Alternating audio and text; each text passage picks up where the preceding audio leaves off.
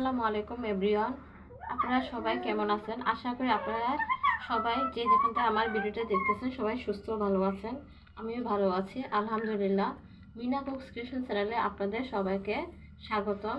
আজকে আমি খুবই মজার একটা রেসিপি রান্না করব। আমি আজকে সিমের বিচি রান্না করব। সিমের বিচি আমি এখানে নিয়েছি 1 পোয়া, খোসা ছাড়িয়ে ধুয়ে পরিষ্কার করে নিয়েছি। নতুন আলু নিয়েছি 2টা, টমেটো নিয়েছি 1টা, পেঁয়াজ নিয়েছি 4টা, কাঁচামরিচ 4টা। এই সিমের বিচি রান্না করা খেতে অনেক সুস্বাদু মজা হয়। এই শীতের শেষের দিকে এই সিমের বিচি বাজারে পাওয়া যায়। মুরগির মাংস দিয়ে রান্না করা যায়। আজকে আমি শুধু খালি এভাবেই রান্না করব। রান্নাটা করছি, আপনারা সাথেই থাকুন।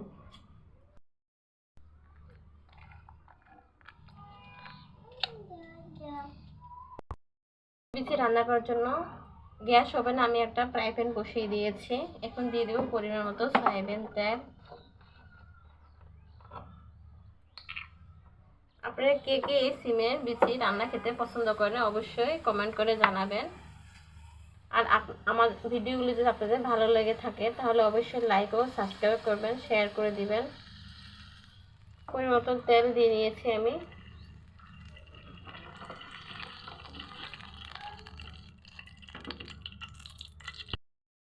এখন দিয়ে দিচ্ছি কুচে রাখা পেঁয়াজ,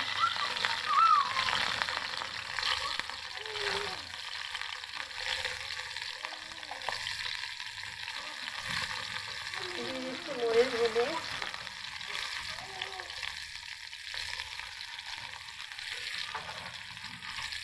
পেঁয়াজের মরিচ আমি একটু ভেজে নেব।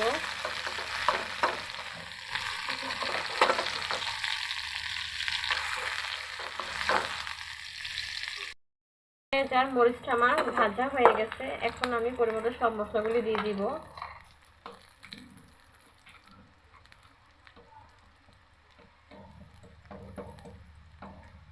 দিয়ে দিচ্ছি 1 চামচ পরিমাণ লবণ,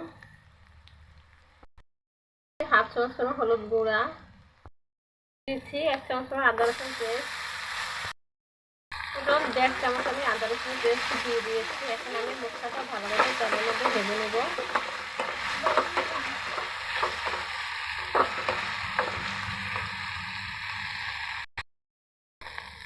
হাফ চামচ মরিচের গুঁড়াও দিয়ে দিয়েছি আমি এর মধ্যে।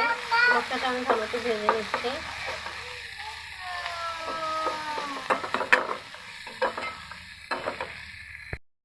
মশলাটা আমার ভালো মতো ভাজা হয়ে গেছে। এখন আমি পরিমাণ মতো 1 কাপ পানি দিয়ে দিব মশলাটা কষানোর জন্য। 1 কাপের মতো পানি দিয়ে দিলাম।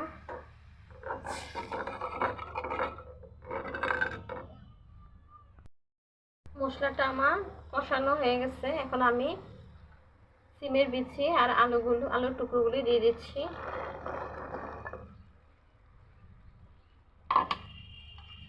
দিয়ে আমি নেড়ে দিব। একটা ঢাকনা দিয়ে দেবো সিদ্ধ হওয়ার জন্য। সিমের রান্নার মধ্যে আমি এখন দিয়ে দিচ্ছি রাঁধুনি গরম মশলা গুঁড়া। এই মশলাটা দিলে খেতে স্বাদটা অনেক ভালো লাগে। এখন আমি একটা ঢাকনা দিয়ে দিব, ভালো মতো কষিয়ে তারপরে আমি ঝোল দেব। সিমের বিচি আলুটা আমি ভালো মতো নেড়ে দিচ্ছি, নেড়ে কষিয়ে দিচ্ছি।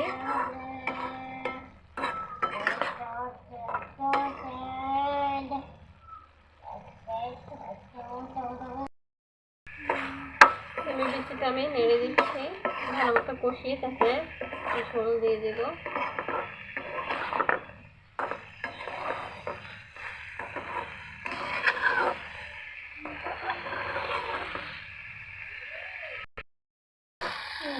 সিমের বিচিটা আমার ভালো মতো কষানো হয়ে গেছে। এখন আমি পরিমাণ মতো পানি দিয়ে দেবো ভালো মতো সিদ্ধ ও ঝোল করার জন্য। টোটাল আমি 3 কাপ মতো পরিমাণ পানি দিয়ে দিচ্ছি।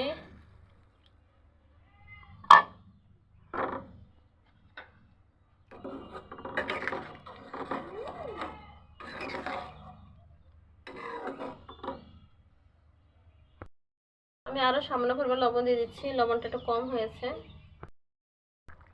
সিমের বিচি তরকারিটা আমি নেড়ে দিচ্ছি। এখন এর মধ্যে আমি দিয়ে দিব কেটে রাখা ধনিয়া পাতা কুচি,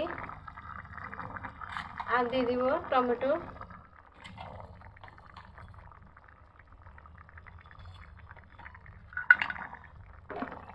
আর দিয়ে দিচ্ছি কেটে রাখা টমেটোর টুকরাগুলি দিয়ে একটু নেড়ে দিব। এখন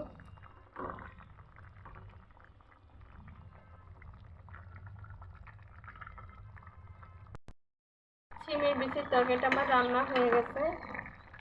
এখন এটা তরকারিটা আমি একটা বাটিতে সার্ভ করে দিব।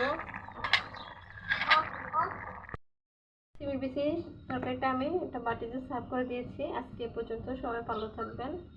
আর রেসিপিটা যদি ভালো লেগে থাকে অবশ্যই লাইক, সাবস্ক্রাইব, কমেন্ট করে জানাবেন। আল্লাহ হাফেজ।